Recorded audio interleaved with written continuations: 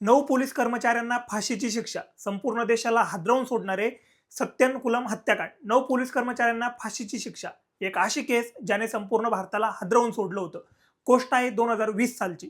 19 जूनची ती संध्याकाळ. तामिळनाडूतील सत्यन हे एक छोटंसं गाव. तेव्हा कोरोना लॉकडाऊन सुरू होता आणि रात्री 8 नंतर सर्व काही बंद केलं जात असे. 59 वर्षाचे जयराज आपला मुलगा बेनिक्स याच्या एक मोबाईल ॲक्सेसरीजच्या दुकानात बसले होते. पोलीस तिथे येतात आणि म्हणतात, दुकान बंद करा, वेळ झाली आहे. तिथे थोडी बाचाबाची होते आणि पोलीस जयराज यांना उचलून घेऊन जातात. संध्याकाळी 7:30 वाजता बेनिक्सला ही माहिती मिळते. 31 वर्षाचा तो तरुण मुलगा धावत पळत आपल्या वडिलांना सोडवण्यासाठी पोलीस ठाण्यात पोहोचतो. आत गेल्यावर त्याला दिसतं की सब इन्स्पेक्टर बालकृष्णन त्याच्या वडिलाला जमिनीवर पाडून मारत आहेत. बेनिक्स मध्यस्थी करतो. वाद होतो. मग पोलीस त्यालाही आत ओढतात. पोलीस ठाण्याचा दरवाजा बंद होतो. बाहेर बेनिक्सचे मित्र आणि काही वकील उभेही असतात. आतून आवाज येतो, पोलिसांविरुद्ध बोलण्याची हिंमत तुझी झालीच कशी. इथून पुढे सुरू होतो तो भारताच्या इतिहासातील सर्वात क्रूर कस्टडियल टॉर्चरचा अध्याय. सीबीआयच्या आरोपपत्रानुसार त्या रात्री 7:45 ते पहाटे 3 वाजेपर्यंत म्हणजे तब्बल 7 तास बापलेकांना आलटून पालटून बेदम मारहाण करण्यात आली. पोलीस ठाण्याचे इन्स्पेक्टर श्रीधर रात्रभर तिथेच उपस्थित होते. सीबीआयच्या मते जेव्हा मारहाण थांबायची तेव्हा श्रीधर विचारायचा, इतकी शांतता काय आहे? आणि मग मारहाणीची पुढची फेरी सुरू व्हायची. त्या दोघांचे कपडे उतरवून त्यांना फक्त अंतर्वस्त्रावर ठेवण्यात आलं.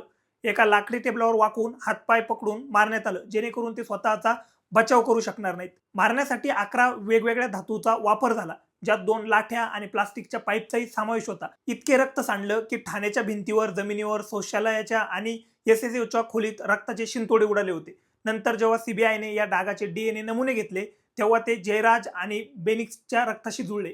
दुर्दैवाची सीमा म्हणजे बापलेकांना स्वतःच कपड्यांनी हे रक्त पुसण्यास भाग पाडलं गेलं.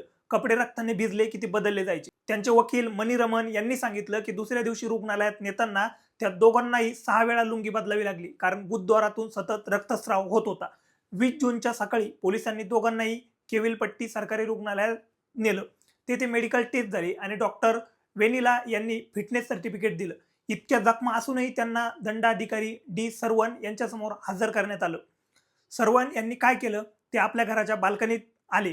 खाली उभी असलेली पोलीस टीम पाहिली आणि हात उचलून इशारा केला, घेऊन जा. त्यांनी ना जयराज यांच्याशी संवाद साधला ना बेनिक्सची प्रकृती तपासली. कोविड प्रोटोकॉलचे कारण देऊन रिमांड ऑर्डर पास केली गेली. दोघांना सत्यम पासून 100 किलोमीटर दूर केविलपट्टीमच्या सब जेलमध्ये पाठवण्यात आलं. येथून पुढे जे घडलं ते आणखी भयावह होतं. 22 जून 2020च्या रोजी बेनिक्सची प्रकृती आणखी खालावली. त्याला रुग्णालयात दाखल करण्यात आलं, पण अंतर्गत रक्तस्रावामुळे रात्री 9 वाजता बेनिक्सचा मृत्यू झाला. त्याच रात्री 10:30 वाजता जयराज यांनाही दाखल केलं गेलं. दुसऱ्या दिवशी म्हणजेच 23 जून पहाटे 4:30च्या सुमारास जयराज यांनी अखेरचा श्वास घेतला. त्यांचे फुफ्फुसच पंक्चर झालं होतं. पोस्टमॉर्टममध्ये बेनिक्सच्या शरीरावर 13 आणि जयराज यांच्या शरीरावर 17 गंभीर जखमा आढळल्या. दोघांच्याही मृत्यूचं कारण अमानुष मारहाण हेच होतं. आणि या दोघांचा गुन्हा काय होता? सीबीआयने स्पष्ट केलं की लॉकडाऊनच्या नियमाचं कोणतंही उल्लंघन झालं नव्हतं.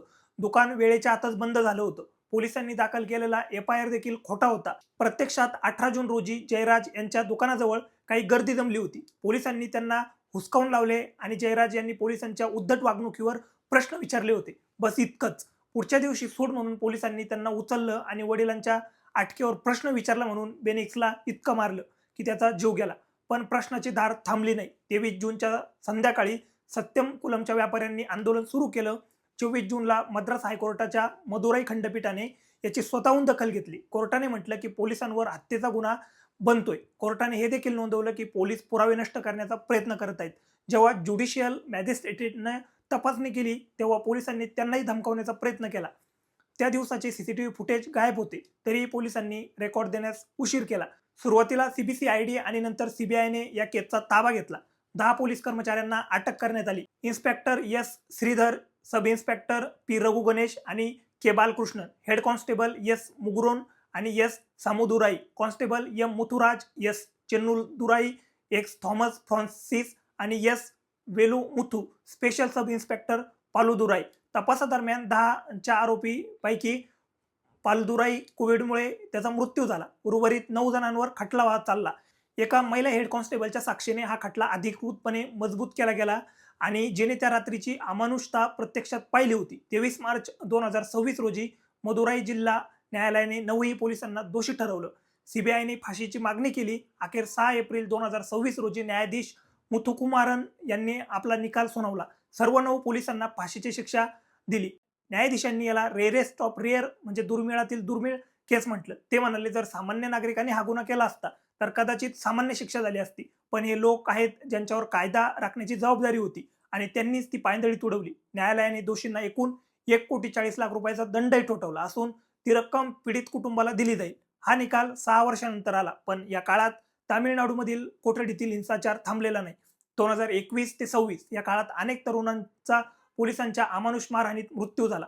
सत्यमकुलम केसचा हा निकाल जरी एक कडक संदेश असला तर पण पोलीस व्यवस्थेत सुधारणा करण्यासाठी हे पुरेसे आहे का याचे उत्तर आजही कोणाकडे नाही. न्यायालयाने हा दावा देखील फेटाळून लावला की त्या जखमा स्वतःहून करून घेण्यात आल्या होत्या. पोस्टमॉर्टम रिपोर्टमध्ये स्पष्टपणे नमूद केलं होतं की हा वारंवार केलेल्या बेदम मारहाणीचाच परिणाम होता. जयराज यांना हृदयाचा आजार होता. ही गोष्ट जरी खरी आहे, पण न्यायालयाने स्पष्ट केलं की त्यांचा मृत्यू आजारामुळे नाही तर पोलिसांच्या मारहाणीमुळे झाला आहे. कोर्टाने 9 पोलीस कर्मचाऱ्यांवर मिळून एकूण 1,40,00,000 रुपयांची भरपाई मृतांच्या कुटुंबांना देण्याचे आदेश दिले आहेत. जरी ही रक्कम भरली नाही तर त्यांची मालमत्ता जप्त करून तिचा लिलाव केला जाईल. हा निकाल 6 वर्षानंतर आला आहे, पण या 6 वर्षात तामिळनाडूतील कोठडीत हिंसाचारात कस्टडियल व्हायलेन्स थांबलेला नाही. 2021 मध्ये सेलममध्ये फळ विक्रेते मुरुगेसेन यांचा कोठडीत मृत्यू झाला. 2022 मध्ये चेन्नईत 25 वर्षाचा विघ्नेश या दलित फुगे विक्रेत्याचा छळामुळे मृत्यू झाला. पोस्टमॉर्टम मध्ये 13 जखमा आणि पाय फ्रॅक्चर असल्याचे समोर आले. वर्ष 2024 मध्ये तर अवघ्या 12 दिवसात 4 कस्टेडियल मृत झाले. मदुराई, विल्लुपुरम, चेन्नई आणि विदुरू नगरमध्ये. 2025 मध्ये शिवगंगा येथे 27 वर्षाचा मंदिर रक्षक अजित कुमार याला पोलीस चौकशीनंतर याचा मृत्यू झाला. त्याच्या शरीरावर 44 जखमा आढळल्या होत्या. 2026 मध्ये 26 वर्षाचा आकाश डेनिसिलचा कोठडीतील हिंसाचारामुळे मृत्यू झाला.